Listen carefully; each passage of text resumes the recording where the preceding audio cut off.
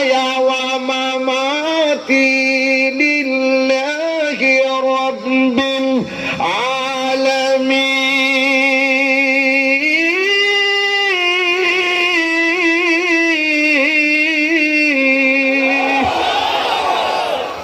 আমি আর আমি ওয়াজের বিষয় হলো আধ্যাত্মিকতা। আধ্যাত্মিক জগতে যখন আপনি ডুব দিবেন তখন দেখবেন পৃথিবীটা আপনার কাছে শুধুমাত্র ধোঁয়া। এখন মহিলা দেখেন, খোদার কসম 3 দিন পরে মানুষ আপনাকে ভুলে যাবে। এখন মহিলা দেখেন, আরে বাস্তব প্রমাণ যদি দেই, ফেসবুকের মধ্যে ফ্রেন্ড লিস্ট আছে না নাই? জিজ্ঞেস করলাম, রিকোয়েস্ট পাঠাইলাম, অ্যাকসেপ্ট হয় না কেন? তিনি বললেন আমার 5000 ফ্রেন্ড পূরণ হয়ে গেছে। ঠিক আছে, একজনকে ডিলিট করে আমাকে ঢুকে দাও। কিন্তু দেখবেন আপনার ফ্রেন্ড লিস্টে 5000 বন্ধু। আপনার মরণের স্ট্যাটাসটাও যখন দিবে দেখবেন মাত্র 100 লিখবে ইন্না লিল্লাহ, বাকি 4999 জন হারিয়ে যায়। কথা বলেন ঠিক কিনা?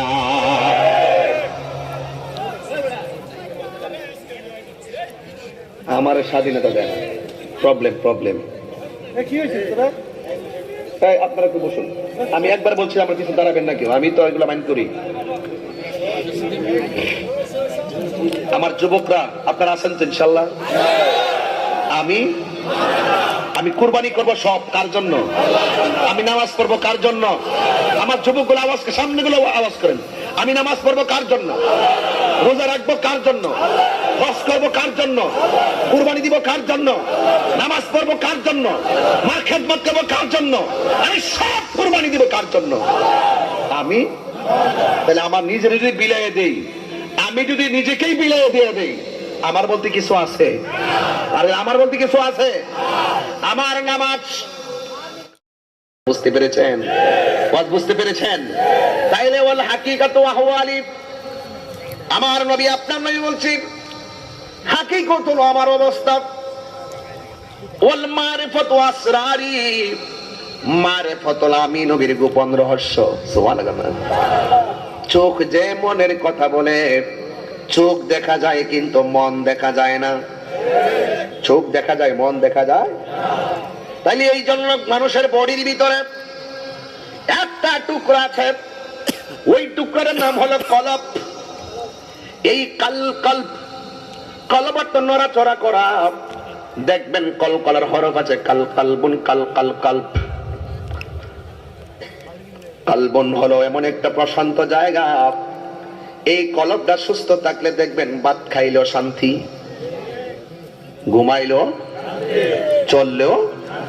তাহলে এই পুরা দেহের ভিতরে, খাঁচার ভিতরে প্রাণ পাখি আছে না নাই? এই প্রাণ পাখিটা চলে যাবে, এই প্রাণ পাখিটা চলে যাবে। যাওয়ার আগে যিনি জানেন তার কাছ থেকে সব জেনে নিতে হবে। আমার যুবক ভাইরা, মাহফিলটাকে হালকা মনে করে আজকে উড়াইয়া দিয়েন না। আপনারা কিসের খুশি আজকে? কিসের খুশি আপনারা? না, সবচাইতে বড় খুশি হলো আজকে আগানগরের গুরুস্থানবাসী। আপনি খবর নিয়ে দেখেন তারা কি বলে। আমি বলি দলিলে আছে, দলিলে আছে, তারা বলতেছে হে আগানগরের পোলাপাইন, এই মাহফিল আমার ছেলে আসছে, আমার ছেলে আজকে আমার জন্য দোয়া করবে। তারা অপেক্ষা করতেছে, শীতে পড়ে আছে 3টা কাপড় আর 5টা কাপড় পুইরা। ওরা বলতেছে আজকে আমার জন্য আমার স্বামী দোয়া করবে, আজকে আমার জন্য আমার সন্তান দোয়া করবে। তাইলে আমি আমার না, আমি কেন বলছি? এই বডিটাকে বেশি আমরা যত্ন করি, কিন্তু রুহের যত্ন করতে পারি না।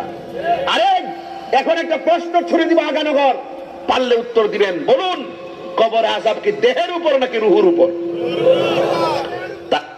কিসের উপর? হ্যাঁ, দেখে থাকো না জানি আওয়াজ আছে আর খেলার শুরু কইলেছে আর কি। আমারে আমি বলছি আযাবটা কি দেহের উপর না রুহের উপর? এখন যদি বলি দেহের উপর, 5 দিন পরে 10 দিন পরে খুলনা দেখবেন কবরের দেহটা মাটির সঙ্গে মিশে গেছে, দেহ আর আসেনি, আরো জোরে আসেনি। ওয়াজের বিষয় হলো আধ্যাত্মিকতা। কোথায় ছিলাম, কোথায় আসছি, কোথায় যাব, এই তিনটা জায়গার সন্ধান যদি না করতে পারেন, তাইলে কোনোদিন আপনি আপনার রবকে পাবেন না। আমি প্রায় মাহফিলের মধ্যে বলে থাকি, প্রায় মাহফিলের মধ্যে আমি বলে দিয়েছি, মুর্শিদেরই নামটি ধরো, নিজেরই মানুষজন করো, বিসমিল্লাহকে চাপা রাখো হৃৎপিণ্ডের ভিতরে। হাসির খোরাক দিচ্ছি না, খুব গভীরে ঢুকেন, ওয়াজ বুঝবেন। রাত্র হয়ে গেছে তো, একটু ভিতরে ঢুকবো ইনশাআল্লাহ। মুর্শিদেরই নামটি ধরো, নিজেরই মানুষজন করো। এটা কি বাজারের পাল্লার কথা কইতেছি? ওজন কথা লাগে? হ্যাঁ, দাড়ি পাল্লা? পাল্লা না। মুর্শিদেরই নামটি ধরো, নিজেরই মানুষজন করো, বিসমিল্লাহকে চাপা রাখো হৃৎপিণ্ডের ভিতরে। দুই চোখের পানি দিয়া যাই কি পাওয়া তারে, ওর সাথে সাথে রং মহাজন, সাথে সাথে মন মহাজন, কি না হইতে পারে চলো মুর্শিদের দরবারি। মুর্শিদ নামটি পরম ধন, আহা করো তুমি তার সাধন, তিন পুরা তোর দন্য হবে এই কুলে সেই কুলে। ওই যে একটু ওয়াজে কইলাম তিন পুরা, কোথায় ছিলাম এটা হলো এক পুরা, কোথায় আসছি এটা দুই পুরা, কোথায় উঠবো এটা হলো তিন পুরা। যারা নিজেকে নিজে চিনতে পেরেছে, যারা অল্প রেখে আল্লাহর জন্য কুরবানি দিয়েছে, তিন পুরাই তার দন্য হয়ে যাবে। এ জনম ও জনম এপার উপর সব দন্য করে দেওয়ার মালিককে। ওয়াজ বুঝতেছেন সবাই ইনশাআল্লাহ? সবার ওয়াজ বুঝে আসতেছে? আলহামদুলিল্লাহ বলেন, বলেন হায়াতের মালিককে। এই জন্য বলছি তিন পুরা তোর দন্য হবে এই কুলে সেই কুলে। প্রথম যখন মার পেটে আসি নাই, তখন আমাদের অবস্থাটা কেমন ছিল? আমরা ছিলাম আল্লাহর কুদরতের উপরে। যখন মার পেটে ঢুকছি, তখন কেমনে ঢুকছি? কয় পানি হয়ে ঢুকছি। মারহাবা কোনটা কি লেগে? কি হয়ে ঢুকছি? এক ফোঁটা পানি, এক ফোঁটা পানিকে আমার আল্লাহ কত করলেন? রক্তের ফোঁটাটাকে আমার আল্লাহ কিছুদিন পূর্বে গোশতের টুকরায় পরিণত করলেন। গোশতটাকে আস্তে আস্তে বড় করে ভিতরে হাড্ডিগুলার পাশ ঢুকাইয়া দিলেন। এরপরে সবকে হওয়ার পর ভিতরে রুহুটা ঢুকাইয়া দিছে।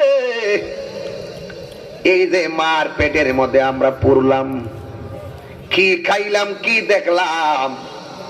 কয় হুজুর আমার বয়স কত? কয় আপনার বয়স হলো 30। কত? হুজুর আপনার বয়স কত? 42। ও ভাই আপনার বয়স কত? আপনি বলতেছেন 40 বছর। আমার কাছে খটকা লেগে গেল। দুনিয়াতে আইসা ওয়া ওয়া করছি, খাতার মধ্যে বয়স উঠে গেল 40, কিন্তু মার পেটে যে যতটা মাস ছিলাম এটার মধ্যে তো হায়াত ছিল, জান ছিল।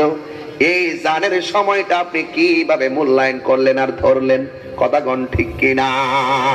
খুব মনোযোগ, আধ্যাত্মিকতা, খুব ভিতরে ঢুকবেন, দেখবেন লাস্টে দেখবেন আল্লাহ পাক ওই আরশ আজিম ডানে বামে সামনে পিছনে এইরকম চিন্তা করতে হবে না। দেখবেন আল্লাহ পাক আপনার ঘাটা রোগের নিকটে আছে। আল্লাহকে চিন্তা করে লন্ডন যেতে হবে না। তেলাওয়াত করলে অসুবিধা দিব? আল্লাহকে জোরে ডাকতে পারবেন ইনশাআল্লাহ?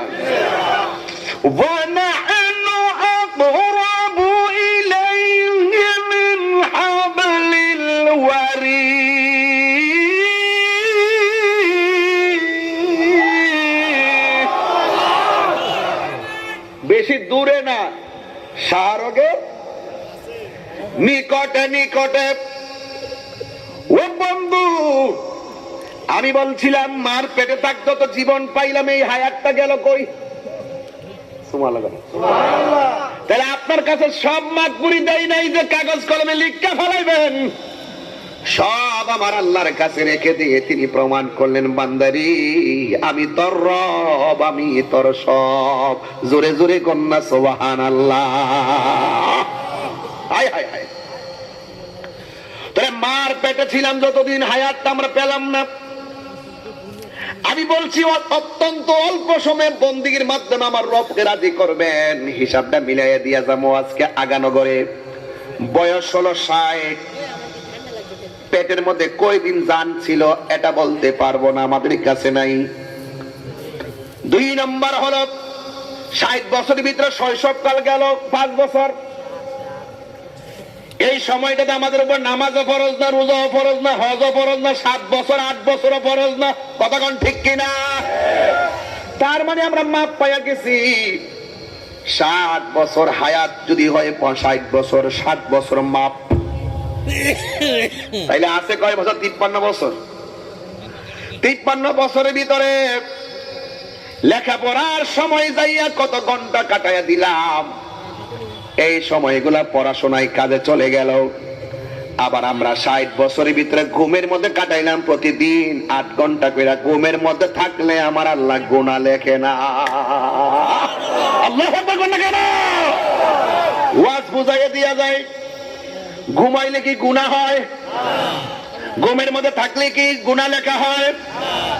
এ বন্ধু, মানুষজন ঘুমায়া যায় আল্লাহুম্মা বিসমিকা আমুতু ওয়া আহইয়া, এটা ঘুম না, ঘুম না, মরে গেছি। ঘুমের ঘরে অনেক লোকে মারা যায়। গত পরশুদিন আগের দিন দেখলাম সৌদি আরব না কোন জায়গায় সারাদিন কাজ করে ছেলেটা খেতা লইয়া ঘুমাইছে এসির ভিতরে। বন্ধু ডাক দিয়া দেখে বন্ধু আর কথা কয় না, ফেসবুকের মধ্যে দিয়েছে এই লোকটা কাজ করতে এসে ঘুমের ঘরে ছেলেটা মারা গেছে। এমন হতে পারে আগানগর আজকে রাত্রে ঘুমাইলে ঘুমের মধ্যে আমাদের মরণ হতে পারে। কিছু কিছু মানুষ আমার কাছে আইসা কই, হুজুর রাত্রেবেলা আমার এমন ভাবে বুবা ধরে, বুবা গলার মধ্যে চাপ দিয়া ধরে, মনে হয় যেন মারা গেছি। প্রতিদিন আমাকে এমন করে অ্যাটাক করে। যদি এভাবে অ্যাটাক করে হঠাৎ করে আজরাইল আসতে পারে কি পারে না? অহংকার করা যাবে না। লা তামশি ফিল আরদি মারাহা, লা তামশি ফিল আরদি মারাহা, অহংকার করে চলা যাবে না। ইন্নাল্লাহ লা ইউহিব্বুল মুতাকাব্বিরিন, আল্লাহ পাক অহংকারকারীকে পছন্দ করে না। অহংকার করেছে আমেরিকা। কে করেছে? আমেরিকা করেছে। খবর নিয়ে দেখেন দাবানল অগ্নিকাণ্ড চলতে চলতে সব পুরো ছাই হয়ে যাচ্ছে। কথা বলেন ঠিক না বেঠিক? মুসলমানদের ফিলিস্তিন গাজা জ্বালায় হামলা করে বলাইছে। আল্লাহ বলছে তোরা গ্রেনেড হামলা দিয়ে মুসলমানদেরকে জানিয়ে দিয়েছিস, দেখ ইন্না বাতশা রাব্বিকা লাশাদীদ, আমি আল্লাহ ধরা কত শক্ত। ফায়ার সার্ভিস উদ্ধার কর্মীরা দৌড়ে পালিয়ে যাচ্ছে, হেলিকপ্টার দিয়ে পানি দেওয়া হচ্ছে, রাসায়নিক কেমিক্যাল দেওয়া হচ্ছে, কোনোভাবেই আগুনকে নিয়ন্ত্রণ করা যাচ্ছে না। আল্লাহ ছাড় দেয় কিন্তু ছেড়ে দেয় না। আমি আমি তাহলে অহংকার কিসের? অহংকার কিসের? আপনি শুধু রবের হয়ে যান, আপনি শুধু আল্লাহর হয়ে যান, দেখবেন টাকা আপনার হয়ে গেছে, বাড়ি আপনার হয়ে গেছে, একটা যে কোনো স্বপ্ন পূরণ হয়ে গেছে। মনে মনে স্বপ্ন দেখেন, আমি স্বপ্ন দেখতেছি আল্লাহ অনেক টাকার মালিক হলে, কেউ তো স্বপ্ন দেখে আমি অনেক টাকার মালিক হলে 10 তলা একটা বিল্ডিং করব। আবার কেউ কেউ রাত্রে শুয়া শুয়া চোখের পানি এদিকে ফালায় ফেলা কান্দা কয়, আল্লাহ যদি তুমি আমার টাকা দাও আমি আমার আম্মা আব্বাকে নিয়ে মক্কা মদিনায় যাব। এই চোখের পানির কারণে দেখবেন গোপনে তার চোখের পানি আল্লাহর দরবারে কবুল হয়ে যাবে, যে কোনো ভাবে সে মদিনায় চলে যাবে। তাহলে নিয়ত এমন একটা জিনিস, এই নিয়তটা অন্তর থেকে আসে। ইন্নামাল আমালু বিন্নিয়াত, সব কর্ম তার নিয়তের উপরে নির্ভরশীল। আপনি মাহফিলে এসেছেন, যদি আপনি মনে